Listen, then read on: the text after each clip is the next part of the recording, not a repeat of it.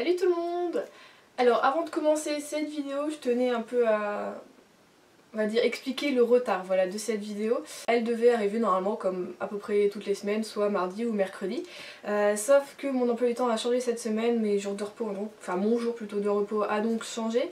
Et ce jour de repos était hyper bruyant à cause des travaux qu'il y a sur mon immeuble. Donc ceux qui me suivent sur Twitter sont forcément au courant. Donc voilà, c'est juste pour expliquer que forcément je n'ai qu'aujourd'hui, donc dimanche, pour tourner cette vidéo. Mais que la semaine prochaine, normalement, tout redevient normal, à peu près. Oui, tout redevient normal. Voilà. Donc aujourd'hui on est parti sur un tag PKJ 100% féminin. Celui-ci me tentait énormément. Et j'ai répondu, voilà, je pensais pas qu'il serait aussi dur à faire. Et en fait je crois que c'est l'un des tags les plus durs que j'ai eu à faire parce que choisir entre à chaque fois les livres et tout ça, ça a été très compliqué, donc on est parti. Question numéro 1, quel est votre auteur préféré? Donc par auteur, auteur féminine forcément. Alors ça a été hyper compliqué pour moi parce qu'en fait il y en a plein que j'aime bien, de voir très beaucoup, voilà, que j'aime, mais sans grande surprise. J'ai choisi Christelle Dabos, voilà, parce que je suis hyper amoureuse des fiancés de l'hiver, de La Passe Miroir. J'adore son écriture, je pense qu'elle pourrait écrire un peu n'importe quoi, ben, je serais à fond dedans. Et donc voilà, je n'ai juste qu'une hâte, c'est d'être le 1er juin pour lire la suite. Donc oui, mon auteur préféré en ce mois de mars 2017 serait Christelle Dabos. Question numéro 2, quelle est votre héroïne de roman préférée? Donc là aussi ça a été hyper dur pour moi, mais en fait plus j'y réfléchissais et plus ça me paraissait un peu une évidence niveau caractère du personnage, je m'y retrouve vachement. Donc ce serait Lena de Delirium de Lauren Oliver. C'est un personnage qui, quand la série est sortie, enfin on va dire beaucoup parlé, c'était soit on l'adorait comme moi, hein, tout simplement, soit on l'a détesté et du coup à cause d'elle on n'aimait pas la série. Sauf que moi voilà, cette dystopie a été franchement l'une des dystopies, des premières que j'ai lues qui m'a énormément marquée. Je crois que j'ai jamais autant pleuré en lisant un premier tome, parce que c'est rare que quand je lis une trilogie, je pleure rarement au premier tome, enfin voilà. Et là, alors là, mon dieu, mais qu'est-ce que j'ai versé des larmes. Et Lena a fait que tout ça était pour moi juste, voilà, elle a donné le ton, et c'est un de mes personnages préférés. Le tome 2 était aussi génial, et enfin voilà, le tome 3, moi j'ai vraiment tout adoré, même si la fin m'a laissé justement un peu sur ma faim. Mais voilà, je trouve que c'est une série vraiment géniale, franchement, même si vous n'aimez pas trop Lena, les autres personnages valent aussi le coup. Donc laissez la chance à Delirium parce que c'est juste une super dystopie. Question numéro 3, citer un roman qui propose un message féministe. Alors cette question-ci a été un peu compliquée pour moi parce que ça dépend ce qu'on entend par message féministe. Parce que j'ai pas un livre qui traite purement de ça. J'en ai aucun, non, effectivement, mais j'ai beaucoup de romans où les personnages principaux sont féminins et où elles mènent un peu leur barque, donc on peut y voir un certain message, on va dire, féministe, comme quoi les femmes peuvent se débrouiller toutes seules et sont aussi responsables qu'un homme. On va dire que je l'entends là-dessus, donc pour moi, j'en ai deux en fait, de romans comme ça, qui pour moi sont vraiment les plus féministe, hein, entre guillemets forcément, de ma bibliothèque. Donc en premier ce serait pour moi Hunger Games, donc avec Katniss, qui j'ai l'impression que, je vais pas dire plus féministe, mais dans les romans young adult, tu me parles de féministe, je sais pas pourquoi je pense tout de suite à Katniss. Voilà, c'est un peu une évidence pour moi, elle, enfin voilà, elle fait tout, elle sait tout faire, elle se débrouille toute seule, bon parfois c'est un peu stupide les décisions qu'elle prend, mais c'est tout à fait normal. Et voilà, pour moi, franchement, féministe rime avec Katniss. Et c'est vrai, ça rime, c'est génial. Donc voilà, ce serait un peu elle parce que c'est juste une guerrière et personnellement je l'ai un peu, ça va être un peu comme Lena, il y en a qui l'ont détestée. Et il y en a qui l'adorent et je fais partie de ceux qui adorent. J'aime bien en fait, je pense que je fais partie de ces gens qui aiment ce que les autres n'aiment pas ou je sais pas, mais enfin voilà, moi c'est aussi un de mes personnages favoris de la littérature voilà, de jeunesse et de dystopie, et enfin voilà, je pense que Hunger Games restera à jamais dans mon cœur grâce à Katniss. Et en deuxième, je pensais plutôt à donc Mercy Thompson, donc Mercedes forcément, de Patricia Bright. Là aussi dans les premiers tomes, bon peut-être un peu moins sur la longueur de la série, mais pareil voilà, tu me dis féministe, tu dis oui voilà quoi, Mercy dirige son propre garage, elle a toujours vécu seule, elle s'embête de rien, elle prend ses responsabilités, quand il faut y aller, elle y va. Donc là-dedans j'y vois un peu aussi un message féministe de la part de l'auteur qui veut montrer que son personnage peut se débrouiller toute seule et aussi responsable qu'un homme. Et voilà, elle mène sa barque et elle y va à fond, elle a pas peur et voilà, elle a pas peur du lendemain on va dire, elle fonce et voilà, c'est pareil, c'est aussi un de mes personnages préférés. Cette série est juste géniale, franchement je vous la conseille si vous voulez un personnage fort, des choses un peu drôles, du fantastique, du beat lit, voilà quoi. Foncez sur Mercy Thompson, c'est juste une très très bonne série. Et oui, je pense aussi féministe quand je pense à Mercy Thompson. Question numéro 4, citer un roman avec une fille ou une femme sur la couverture. Alors je pensais pas mais en fait j'en ai pas mal et j'en ai sélectionné un dont on n'entend pas forcément hyper parler mais pourtant qui est moi je trouve juste génial. J'ai donc sélectionné Another, donc celle qui n'existait pas, donc c'est le tome 1 de Yukito Ayatsuji. Donc oui bon c'est la moitié du visage mais sur le tome 2 on a l'autre moitié hein. La preuve, hop, je sais pas si j'ai bien mis, et la pauvre elle va avoir un œil de l'autre côté, voilà, on a une fille sur la couverture, ça compte. Donc voilà, Another, pareil, c'est une très très bonne série. Je vous la conseille si vous aimez le Japon, la campagne du Japon, si vous aimez les histoires glauques dans les collèges, les fantômes, les petites enquêtes, comment dire, des choses un peu spirituelles et totalement flippantes, on peut le dire, avec des morts très bien vachement mortelles quoi, des morts vachement mortelles, franchement je vous conseille Another. Question numéro 5.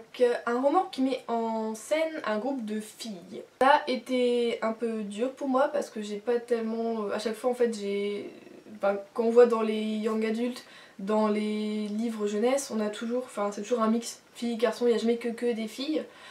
Donc j'ai sélectionné Les filles au chocolat, oui, de Cathy Cassidy parce que là on peut pas le nier, ça met vraiment en scène un groupe de filles. Et chaque tome en fait est basé sur une des filles, donc là on peut dire que toute la série des filles au chocolat est basée sur un groupe de filles même. Donc voilà, et à chaque fois c'est des très très bonnes lectures pour l'été, je vous conseille cette série, c'est juste génial.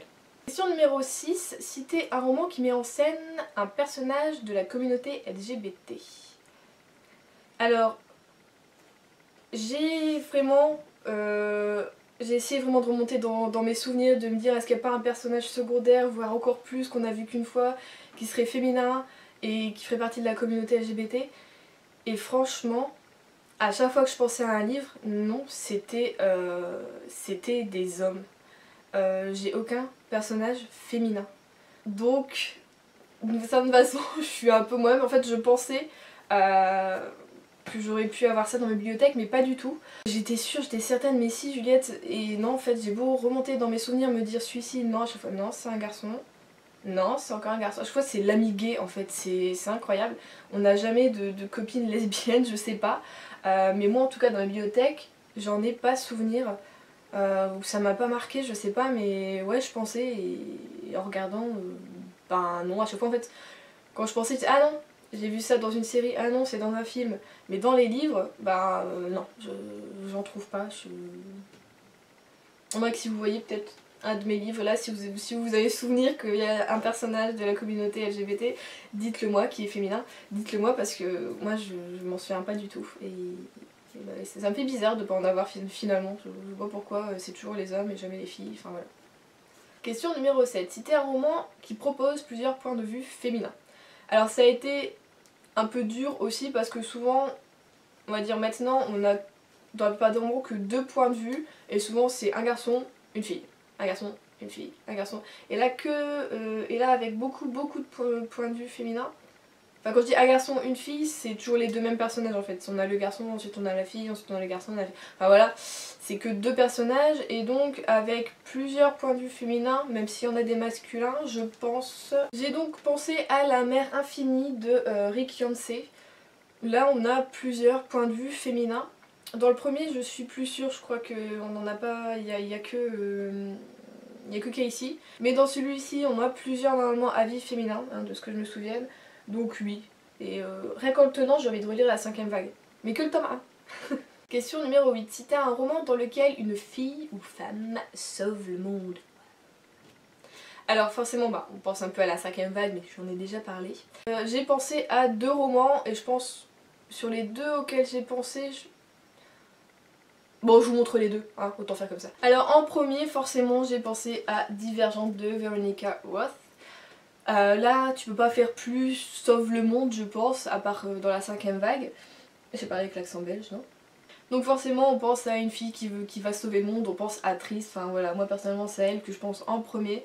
Ça a été aussi pareil un très bon personnage que j'ai beaucoup aimé, mais c'est vrai que au fil des tomes, donc surtout dans le tome 3, j'ai commencé à moins la comprendre. Mais elle veut toujours sauver le monde et voilà. Ensuite j'ai pensé aussi à Zoé, donc de Glitch, enfin dans Glitch pardon, de Heather Anastasiou, qui est aussi une très bonne trilogie dont on n'entend malheureusement pas assez parler je trouve.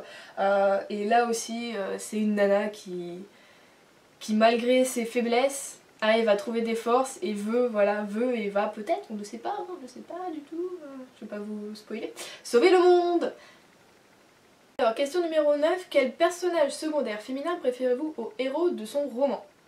Alors ça a été un peu dur de choisir parce que, comment dire, quand j'ai regardé ma bibliothèque, j'ai capté que la plupart de mes héros étaient des héroïnes. Donc j'ai pas beaucoup de livres avec des personnages masculins en principaux et encore moins avec des personnages masculins principaux auxquels je préfère les personnages féminins secondaires. Mais il y en a un qui je pense a sûrement été cité par beaucoup de monde dans ce tag, qui est un peu une évidence, donc pour moi aussi c'est un peu une évidence. Et je parle bien sûr de Hermione dans Harry Potter de J.K. Rowling, voilà, je pense que Harry est le personnage principal, mais on sait, enfin c'est pas qu'on sait pas trop pourquoi, mais il est plutôt plat comme perso, il a un passé vraiment voilà, mais je sais pas, il a moins de caractère que Hermione, il est moins intéressant d'une certaine façon. D'abord je lui préfère Ron aussi, hein, c'est juste que voilà, c'était un personnage féminin. Et j'ai sorti La Coupe de Feu parce que c'est mon préféré. En tout cas en livre c'est mon préféré, pas forcément en film, mais c'est vraiment lui qui a déclenché un peu mon amour pour la série, c'est vraiment mon préféré. Ce qui, je pense, pareil, contrairement à ce que j'entends tout le temps, c'est celui que les gens aiment le moins, souvent sur internet, sur les blogs, tout ça, je vois que La Coupe de Feu est celui qui est c'est le mal aimé de la série. Je sais pas pourquoi, elle est géniale, moi je trouve. Il y a plein de dragons, il y a des dragons partout. Enfin bon, voilà, donc ce serait Hermione, hein, comparé à Harry. 10e et dernière question, citer un livre écrit par un homme qui met en scène un personnage principal féminin. Il y en a pas mal, mais finalement j'ai pensé à La Déferlante de Michael Buckley. Ça a été une bonne découverte pour moi, j'ai vraiment hâte de lire le tome 2. Les personnages sont hyper intéressants et j'ai vraiment adoré lyrique en fait dans ce tome. Ça a beau être écrit par un homme, je trouve qu'il a dépeint un très bon personnage féminin auquel on s'attache et avec qui on a envie de continuer l'aventure. Et donc je vais continuer l'aventure. Donc si quelqu'un sait quand est-ce que sort le tome 2, je croise les doigts pour 2017, dites-le moi, hein, ne me laissez pas dans l'attente. C'est donc tout pour ce tag 100% féminin. Donc j'ai essayé, j'ai bien dit essayer de vous présenter des livres auxquels je ne parle pas forcément tout le temps. Bon bah il y a quand même eu un peu les best-sellers on va dire. Mais voilà, c'est pour ça que j'aime bien faire des tags pour vous montrer un peu ce que je vous montre pas forcément d'habitude ou ce qu'on voit pas forcément tout le temps sur internet. Donc voilà, j'espère que ça vous aura plu. Dites-moi ce que vous avez répondu à ce tag si vous l'avez fait, ou si on a eu des mêmes lectures, enfin voilà, si on a les mêmes réponses en commun. Dites-moi tout, comme d'habitude on parle en commentaire, ça me fait super plaisir. Donc je vous dis à bientôt pour une prochaine vidéo qui, j'espère, sera au rendez-vous au bon moment cette fois-ci, hein, j'espère qu'il n'y aura plus trop de travaux. Donc je vous fais des bisous et je vous dis à la prochaine.